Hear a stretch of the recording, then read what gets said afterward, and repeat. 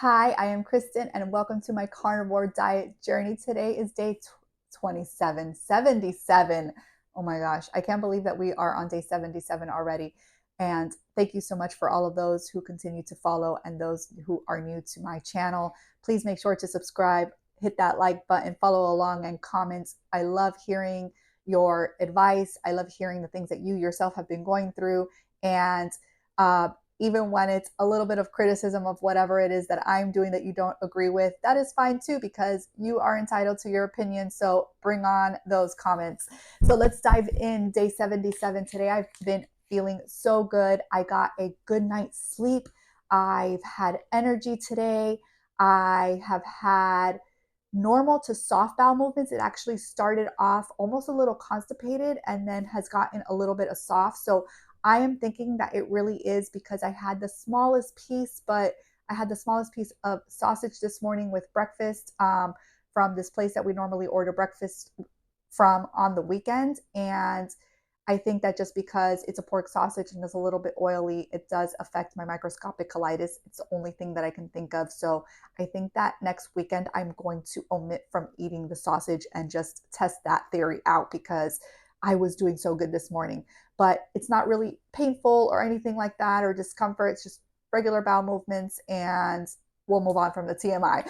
So other than that, the day has been going really well. I have been super lazy today, just doing laundry around the house and catching up on one of my favorite shows. And I am literally coming at you in pajamas. I don't care. it's I'm at home and it is a lazy, lazy weekend. But other than that, I have to say that being on the carnivore diet has been definitely an amazing experience in finding what works and what doesn't. And I am still continuing on through this journey. So I just wanted to pop in real quick and say hi.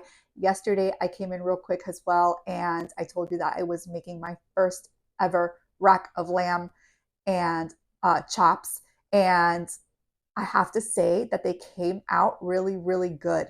Um, we had a little mishap where I put butter because we're not using oils. So I made my own butter sauce and I did add one herb. I added rosemary and I seem to be okay with that. I don't feel like I had any reaction. I didn't use a lot, but I did want to have a little bit of a different flavor for my lamb chops. So I made it super simple: salt, pepper, butter with the rosemary. And so when we went to flip them, I guess a little bit of that butter and the fat from the lamb chops fell into the oven, and it was smoke all in my house, and we had to open the windows and air out with the little towel over my fire. Oh my gosh, I'm drawing a blank right now. Yeah, people, really. Uh, anyways, it was really smoky in here and we had to let that out. So lesson learned, it said to make it cook it on a sheet pan, and next time I will not do that. I will make it in a pan where it has a regular you know, where it has the sides lifted up, because I this is not the first time that this has happened to me, and now I have this stain at the bottom of my oven where it's black, and I've tried to scrub it and I've added vinegar and soap and what's the other powder called?